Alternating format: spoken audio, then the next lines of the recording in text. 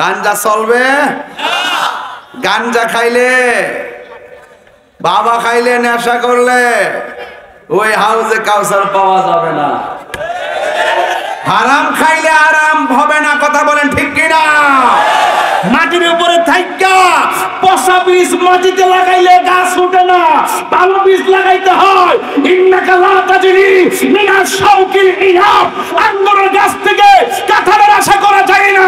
মাটির উপরে থাইকা সুদ খাইয়া, মাটির উপরে থাইকা ঘুষ খাইয়া, মাটির উপরে থাইকা রোজা না রাইখা, মাটির উপরে থাইকা মা বাপের লাথি মাইরা, মাটির উপরে থাইকা নেশা কইরা, মাটির নিচে যাইয়া জান্নাতের গাড়ি চাপাবা যাবে না, যাবে না, যাবে না, কথা বলেন ঠিক কিনা বলেন?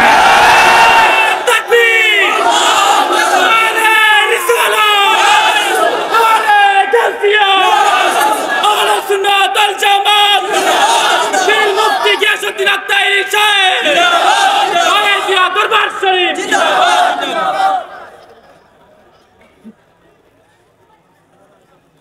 আমি কি বাড়িয়ে বলেছি? কথার ভিতরে বাস্তবতা আছে না নাই? তুমি মাটির উপরে 2 নম্বরই করি, মাটির নিচে গিয়ে বেহেশতের আশা করো, জুতার বাড়ি মাটিতে পড়বে না। কেমন তাজিনু তুদান, যেমন কর্ম যেমন কর্ম। আপনার এলাকায় তো সুদখোর নাই, দেখবেন রমজানে কাপড় বিলি করবে, কাপড় বিলি। সুদের টাকা বাড়লেই কাপড় বিলি করব, সুদের টাকা নাই কাপড় বিলিও নাই। ফুজির থেকে কেউ দান করে না, আবার মাইকটা ঘোষণা করে মুখ সাবে কাপড় দিব। তোর কাপড় আমরা দরকার নাই, সারা জীবন চলি না। ডাহাত থেকে গাউসিয়ার দিকে যাইয়া জাকাতের কাপড়টি 70টাতে কিনে আইন না, গ্রামের মধ্যে ফ্যাক্ট করে দেওয়া দাও। একদিন দোয়া দিন, এটা তেনা হয়ে যাবে, তেনা হয়ে যাবে, তেনা হয়ে যাবে।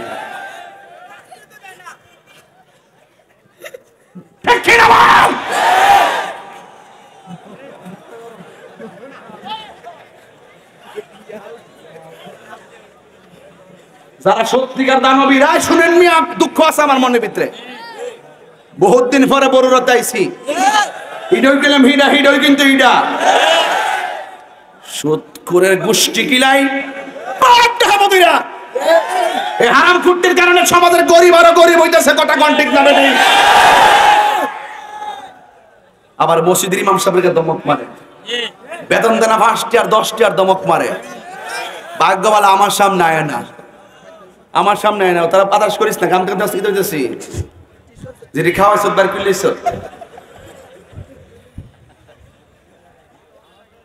সুদখোর, সুদখোর বনাম মুদখোর।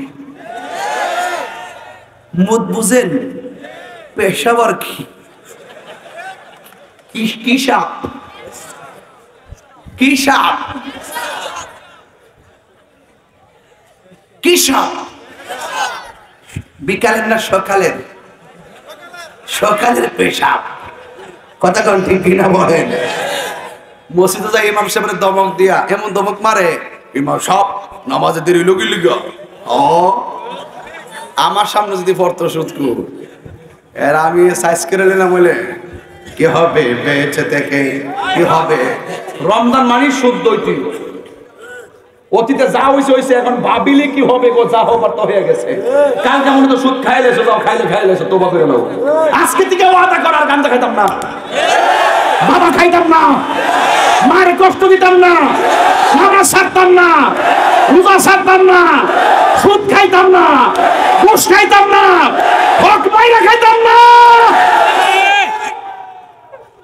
এখন ভাবিলে কি হবে গো, আমি কি বেশি চিনাইতেছি নাকি? আবার নেপে তাই পাগলামি শুরু করছে। আর কি তা কইব, 22 বছর ওয়াজের বয়স, খারাপ না তো মোটামুটি। আমার সোনার বাংলা, আমি তো ভাই ভালোবাসি। মানচিত্র আসেনি, এটার ভিতরে তাহিরি আছে। মারহাবা জোরে গণ। দেশটাকে সুন্দর করে সাজাতে হবে। আর আরেকটা কথা কয়ে দেয়, ওসি মহোদয় আছে, আরেকটা কথা কয়ে দেওয়া যায়, অক্ষরে সভাপতি থেকে সদস্য পর্যন্ত কোন সুদখোর কমিটিতে স্থান পাবে না। এতদিন ওয়াজ করছি, সভাপতি একটা হইতো না, যেটা সুদের লোকে সম্পৃক্ত থাকবো রমজান মাসে। আই হারামের মধ্যে আরাম আছে? হারামে আরাম আছে? আরে সুদের টাকা দিয়া আত্মকরে খাওয়ান খাওয়ার চাইতে ছুটির বর্তা দিয়ে ভাত খাও, আল্লাহ রাজি হয়ে যাইব। আপনি যুবক লন্ডি আজকে বলতে হবে আমার কোনো লন্ডি করে অ্যাকশন অ্যাকশন হাত লড় না, মুট কর সূত্র সাবাড় দে অ্যাকশন অ্যাকশন সুদের বিরুদ্ধে, ঘুষখোরের বিরুদ্ধে, ইসরায়েলের বিরুদ্ধে অ্যাকশন অ্যাকশন।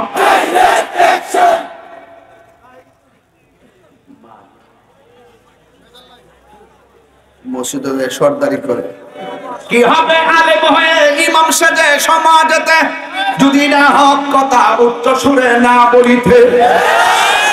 সত্যিকার প্রেমিক যারা, ওরা যদি যতটুকু দান করব, এই দানটা কিন্তু হালাল থেকে করব।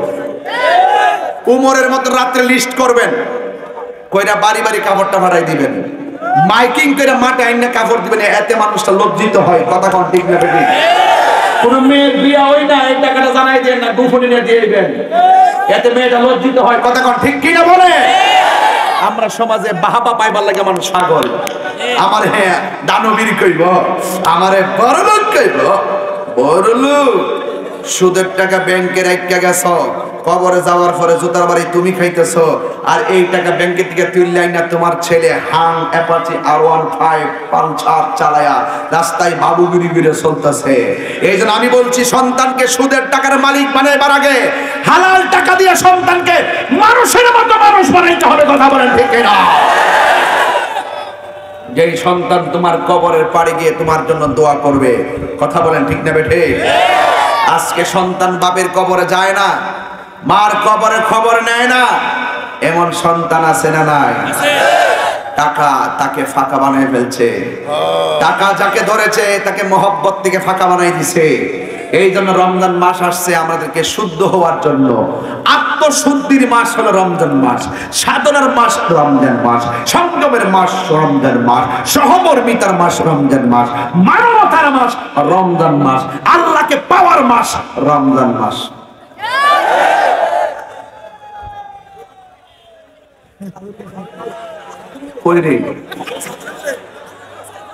মানুষ নাকি ওইডি ওইডি ওইডি? আরে মানুষ রে কোন সময় দক্কাতে ভালো দিচ্ছে আল্লাহ জানে রে। আল্লাহু আকবার। বাজান, আমি যতটুকু কথা বলছি রমজান মাস দিকে তাড়াহুড়া করতেছি আর কি, সবাই তো বাইরে যাচ্ছে রেডি খাইবো। তবে একটা কথা কইয়া দেয়া যায় বাজান, আজকে থেকে ওয়াদা করে আমরা কি হারাম খামো? হাত তোলেন, হাত তোলেন, সোজা করেন।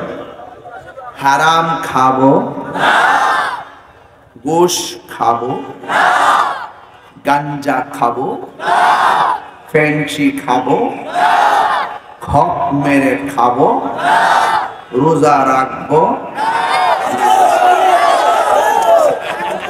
এটা কইছ মানুষ কইলাম কিন্তু কই দিছি, মাথা ঠিক রাখতে আল্লাহু আকবার জোরে কর। আজকে থেকে ওয়াদা, মা বাপরে কখনো কষ্ট দিব না, আরো জোরে দিব না, মা বাপরে কষ্ট দিব না।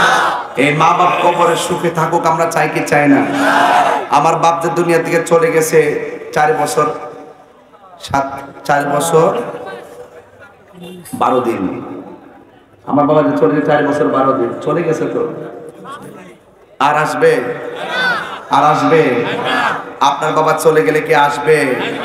আজকে খাওয়ার সময় একটা লোক পিছন দিতে কয়, হুজুর আমার কি জানি কেশিয়ারে কি না স্ত্রী পরিবার আমার খুব ভক্ত ছিল, আর খুব দেখার একটা শখ ছিল, আর ওয়াজ শোনার একটা আফসোস ছিল। আমার কাছে কান্দে মুখটা লাগায় বলতে, হুজুর আমার স্ত্রীরা চলে গেছে। আরে কোন স্ত্রী যদি মারা যায়, স্বামী যদি বলে আমার স্ত্রীটা অনেক ভালো ছিল, আল্লাহ পাক স্ত্রীটাকে জান্নাতবাসী করে দেয়। কোন স্বামী যদি মারা যায়, স্ত্রী যদি বলে যে আমার স্বামীটা অনেক ভালো ছিল, আল্লাহ পাক জান্নাতি করে দেয়। যুবক, আজকে থেকে ওয়াদা করো, আমরা রোজা চাই কি চাই না? আরো যারা চাই কি চাই না? আরাম খাবো আমরা? আরাম খাবো?